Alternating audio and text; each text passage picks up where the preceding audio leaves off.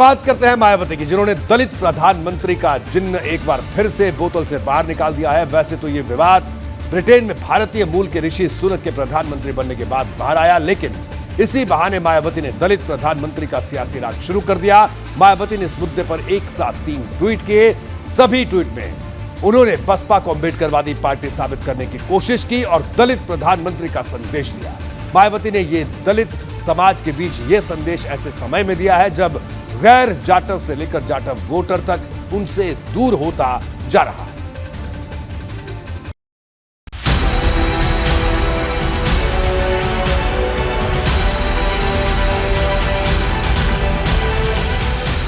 Britain की सियासत का धुआं हिंदुस्तान में उठ रहा है।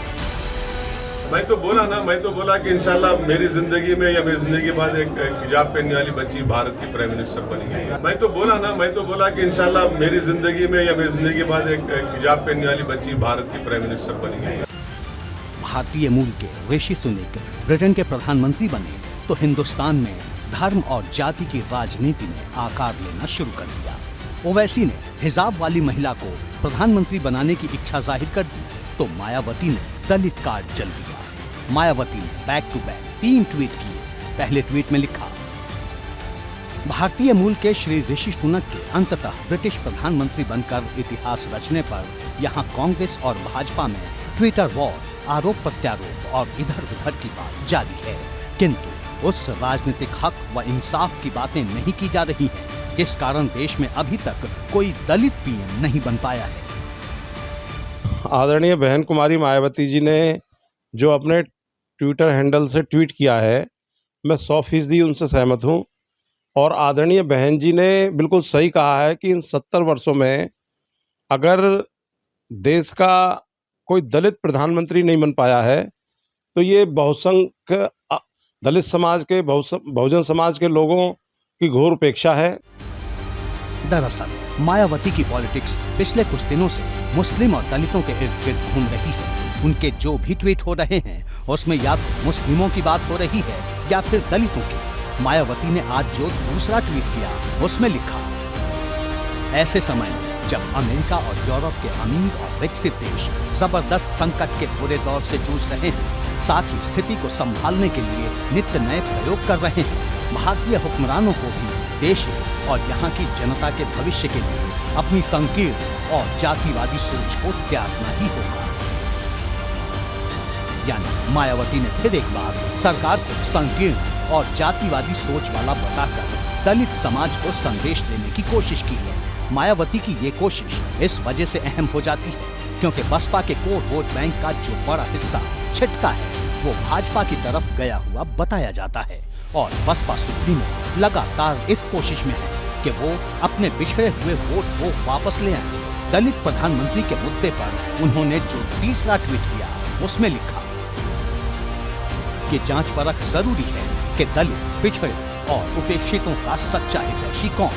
क्या परम पूज्य बाबा साहेब डॉक्टर भीमराव अंबेडकर को बुलाकर उनके करोड़ों अनुयायियों का कोई असली हितैषी हो सकता है, जैसा कि मल्लिकार्जुन खड़गे सहित अन्य विरोधी नेता भी उनकी पार्टी की संकीर्ण सोच से मजबूर है।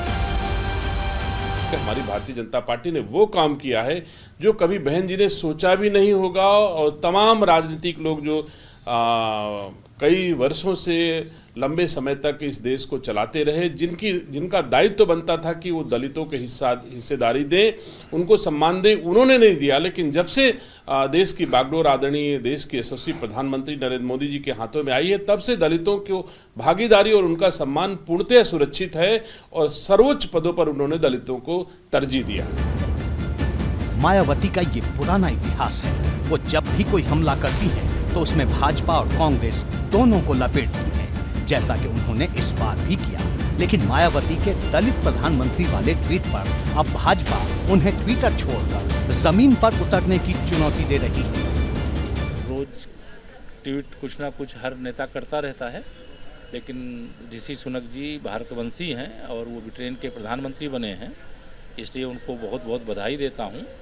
और भारतवर्ष एक लोकतांत्रिक देश है और इस लोकतांत्रिक देश में कब किसको कहाँ बैठने का अवसर मिलेगा यह लोकतंत्र में देश का मतदाता जनता की अदालत के माध्यम से तय करने का काम करता है। जब ऐसा कोई समय आएगा। मायावती ने जिस सियासत को फिर से हवा दी है वो दलितों के दिल में जोश पैदा करने वाली है, लेकिन क्या ऐसा हो पाएगा? क्या मायावती का साथ छोड़कर जा चुके दलित समाज के वोटर फिर उनके पास लौट आएंगे? क्योंकि कहीं ना कहीं ये सच है कि गैर जाटों के अलावा जाटों समाज का वोटर भी मायावती से काफी हद तक दूर गया है, जिसका नतीजा 2007 के बाद से हुए चुनाव में लगातार दिखता रहा है और भाजपा लगातार दलितों के मोर्चे पर जोरदार बैटिंग भी कर रही है।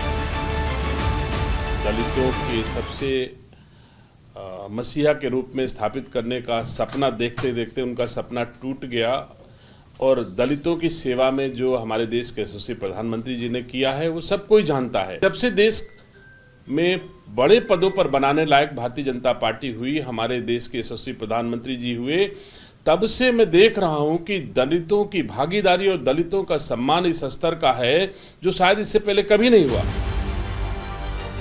कुल मिलाकर मायावती अपने पुराने समीकरण पर लौट आई है। दलित प्लस मुस्लिम के कॉम्बिनेशन ये वही समीकरण है जिसने 2007 में उन्हें मुख्यमंत्री बनाया था, लेकिन 2024 के चुनाव से पहले मायावती का किया जा रहा ये प्रयोग कितना सफल होगा, ये बड़ा सवाल है। एबीपी गंगा के लिए ब्यूरो।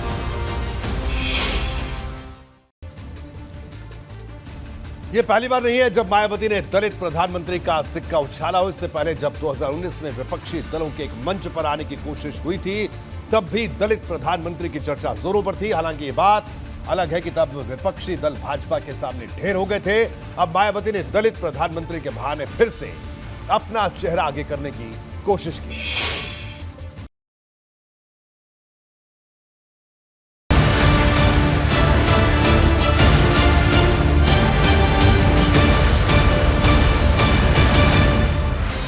मायावती ने दलित प्रधानमंत्री के नाम पर ऐसा सियासी तूफान उठाया है जो देश भर के दलितों को संदेश देने वाला है। ठीक वैसे जैसे ओवैसी ने मुस्लिम प्रधानमंत्री का मुद्दा उछालकर मुस्लिमों का दिल जीतने की कोशिश की।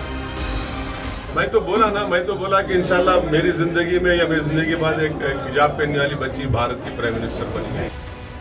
दरअसल सबके अपने अपने सपने हैं, इस बात से इनकार नहीं किया जा सकता कि दलित प्रधानमंत्री के नाम पर मायावती खुद का चेहरा सामने कर रही है।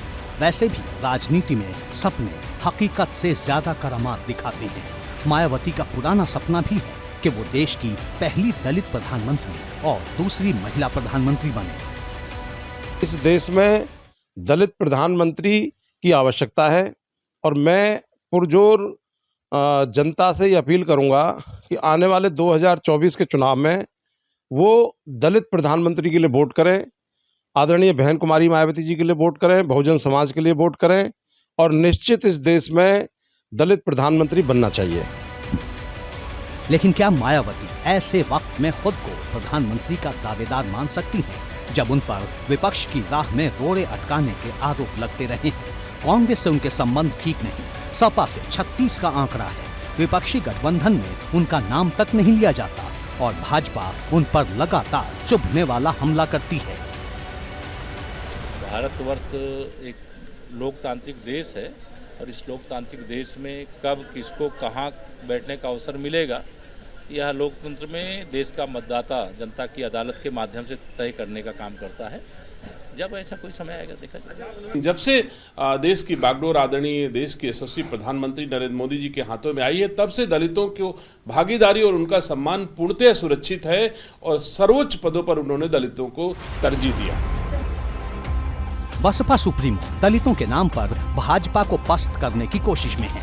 मायावती पहले भी दलित प्रधानमंत्री का सियासी दाग अलाप चुकी है, लेकिन 2019 के चुनाव के बाद जब सपा से उनका गठबंधन टूटा, उसके बाद दलित प्रधानमंत्री शब्द लंबे समय बाद सुनाई दिया है और मायावती की कोशिश कहीं न कहीं फिर से विपक्षी दलों को एक बड़ा संदेश देने की है। नंबरों का गेम है। सही बात तो ये है कि नंबरों का गेम है। अगर हमारे एमपी ज़्यादा होंगे तो उसमें कोई भी बन सकता है, मुसलमान हो या कोई।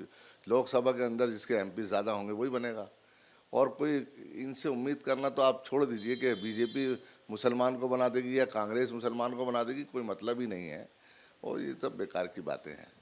हमें सब में विश्वास है, हिंदू मुसलमान सब हमारे एक हैं और इस देश के लिए जो काम कर रहा है वो 2019 में जब विपक्ष का एक बड़ा धारा एक छत के नीचे पहुंचा था, तब मायावती के भी प्रधानमंत्री बनने की चर्चा तेज हो रही थी। लेकिन विपक्ष का गुब्बारा फूटा और तब से ही दलित प्रधानमंत्री का जुमला उछलना बंद हो गया। हालांकि भाजपा वक्त वक्त पर गिनाती रही है कि दलितों के लिए 2014 के बाद से उसने क्या क्या किया है। दलितों की भागीदारी और दलितों का सम्मान इस स्तर का है जो शायद इससे पहले कभी नहीं हुआ। देश के सर्वाधिक अथवा सर्वोच्च पद पर, संवैधानिक पद पर, देश के यशस्वी राष्ट्रपति के पद पर भारतीय जनता पार्टी नीति सरकार ने राष्ट्रपति दलित दिया, राम कोविंद जी को दिया, और अभी मैं कह सकता हूं देश की यशस्वी राष्ट्रपति के पद पर एक दलित महिला को बैठा करके हमारी भारतीय जनता पार्टी ने वो काम किया है जो कभी बहन जी ने सोचा भी नहीं होगा।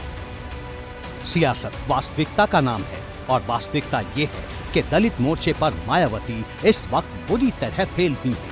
यहाँ तक कि यूपी की जो आरक्षित सीटें हैं वहाँ से भी मायावती का कोई विधायक नहीं जीत पाया। और ये सब इस वजह से हुआ क्योंकि एक तरफ मायावती के वोट बैंक पर भाजपा की नजर है, तो दूसरी तरफ अखिलेश भी लगातार अम्बेडकरवादियों को संदेश देते रहते हैं। और अगर पीछे मुड़ करके देखें हम, जिस समय पिछला लोकसभा चुनाव था 2019 का,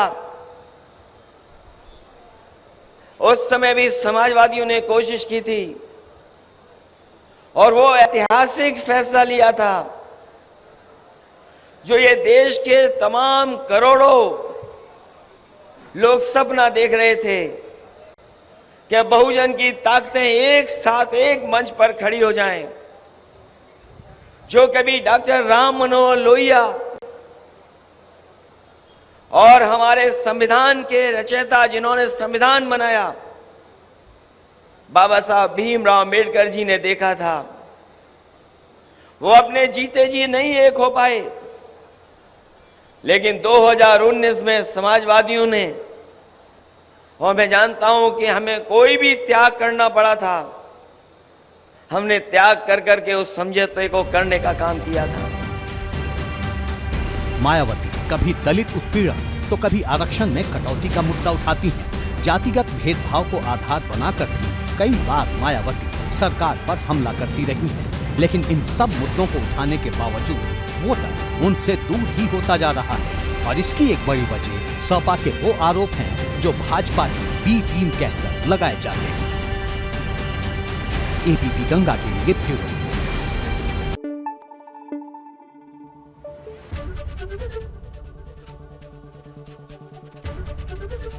एबीपी गंगा, खबर आपकी, जुबान आपकी।